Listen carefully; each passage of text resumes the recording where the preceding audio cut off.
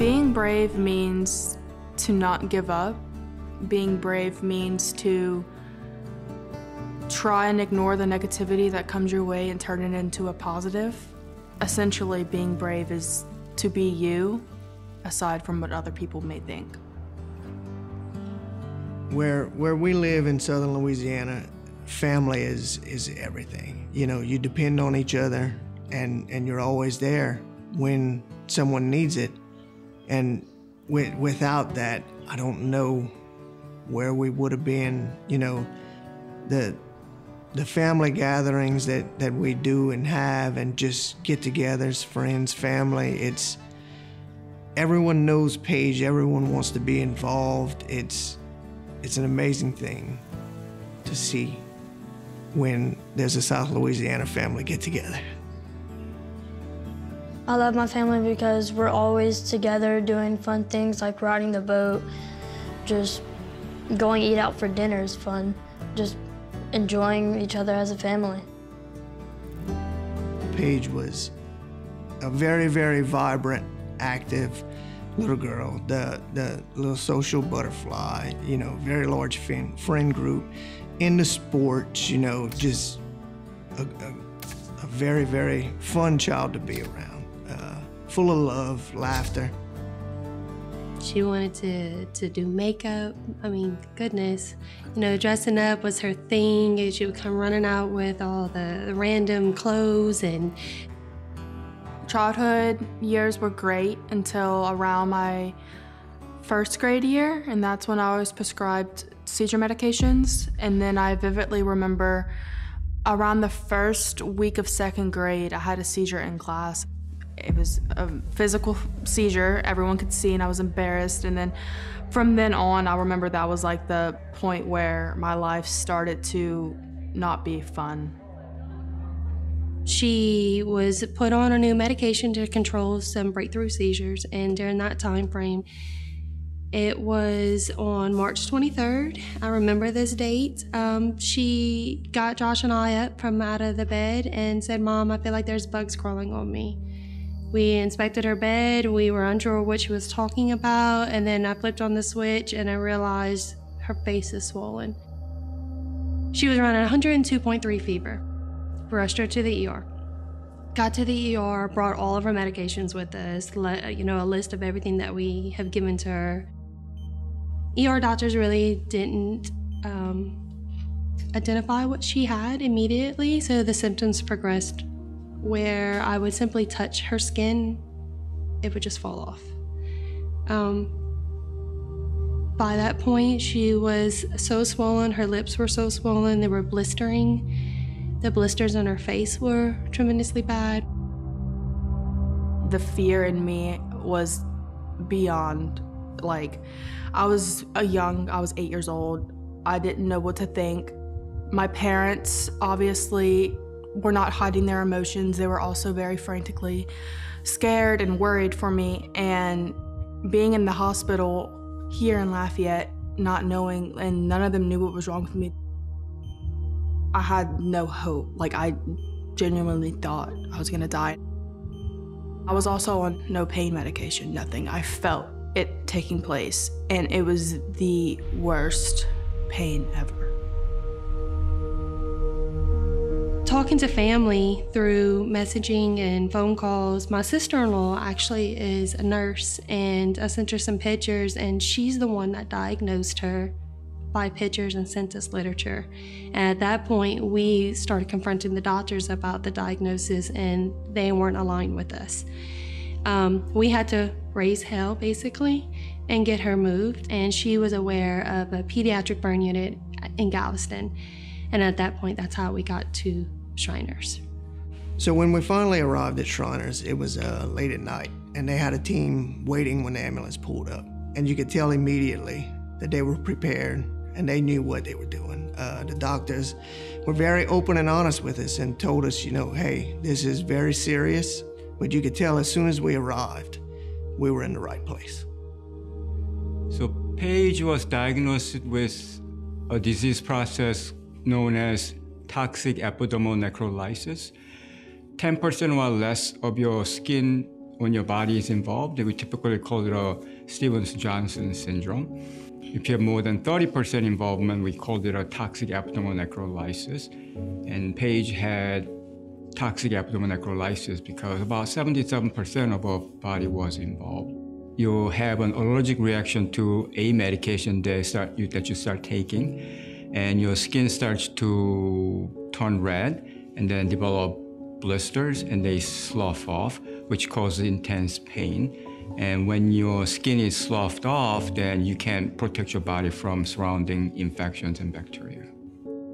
It affects any kind of a mucosal lining, such as inside your mouth, your lips, your windpipe, your lungs, your gastrointestinal tract. So those tend to take longer to heal. So her eyes were completely ruined. Thankfully, they had an amazing cornea specialist at Shriners that typically works out of the country that was there and did amazing things to her eyes. They grafted her eyes with amnion from a placenta and bolstered her eyes shut to heal her corneas. So the burn doctor and the cornea specialist was tag teaming, both doing different things in one surgery. And I remember that first surgery was hours long. It was terrible waiting. It didn't go well. She was bleeding so bad internally that she did not go to a recovery room. She went straight intubated and she wasn't breathing on her own. And things got serious. And they came to us and told us she needed a blood transfusion. I was numb. I couldn't even talk to Josh. I didn't think anybody would understand. I know I wasn't alone, but I felt alone. And I was just praying to God that she would just live. And how could this have happened? You know, a medication that you thought you were treating something did this to her.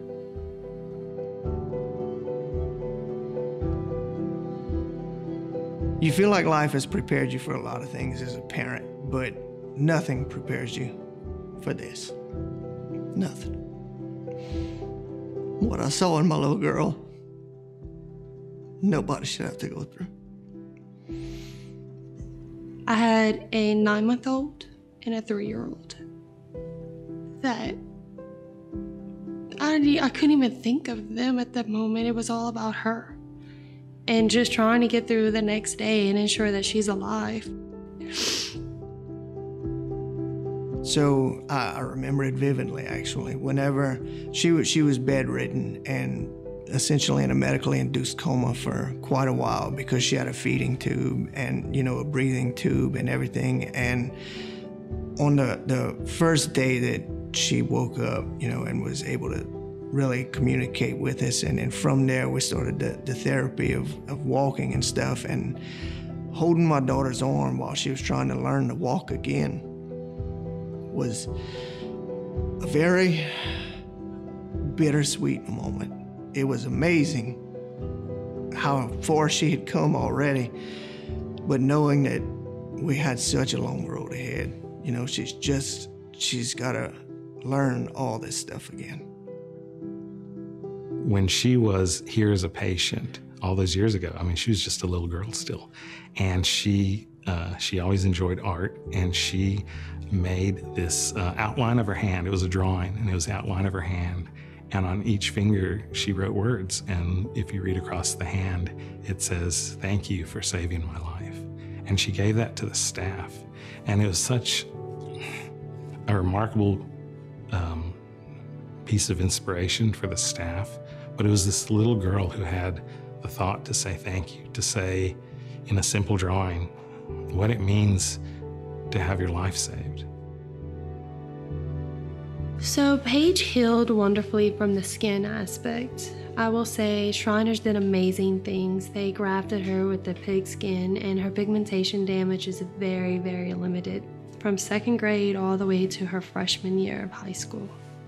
This child endured 21 surgeries in between. A lot of missed school, a lot. Her eyes is our concern. You know, her eyes took a big beating. Right now she's wearing these really cool Prose lens. They're glass that she has to plunge in and out of her eyes. Plunge in the morning, she doesn't produce tears, and she has to plunge them out at night. The long-term plan for that is, you know, there's a chance she'll need a cornea transplant. She may have glaucoma, she could be blind. Because it affects mucosal areas, I'm not sure if she's gonna be able to have children.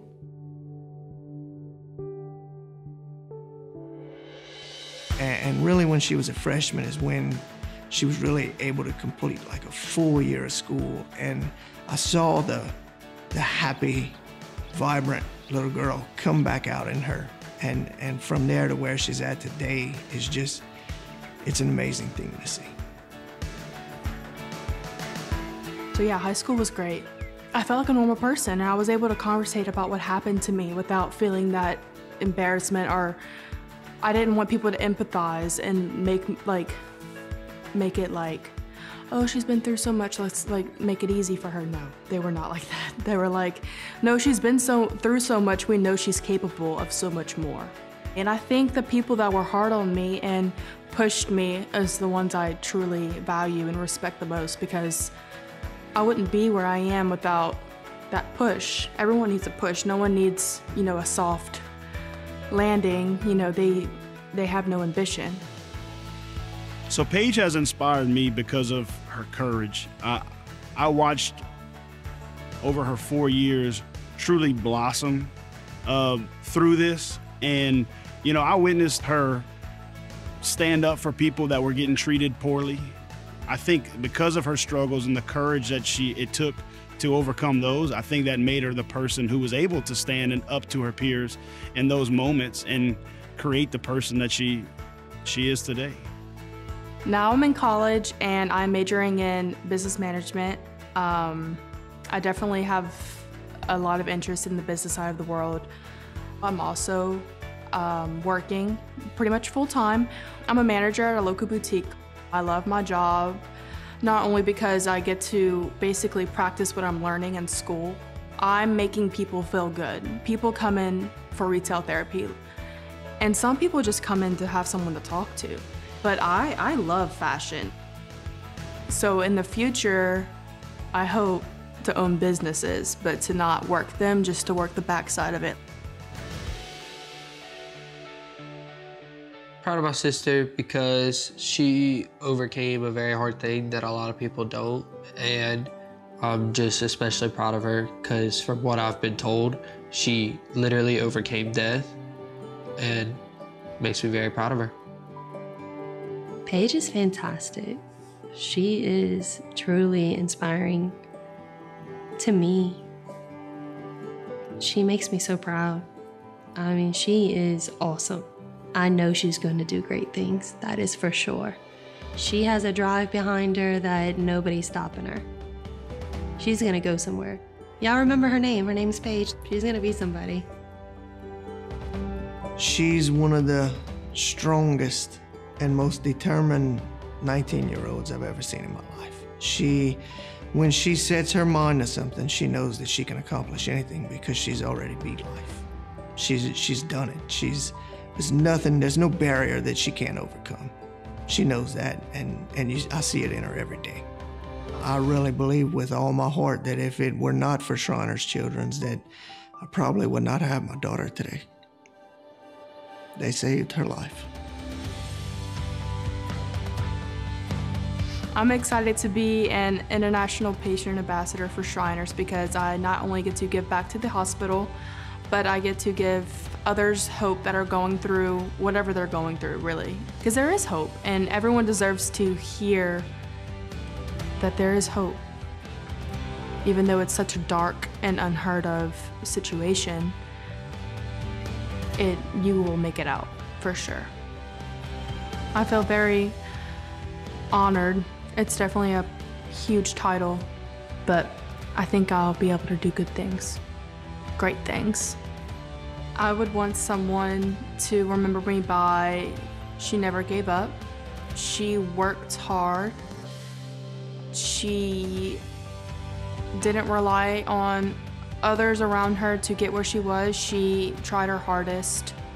I just want to be remembered as a young woman who has gone through a lot, but doesn't use that to keep moving on in life.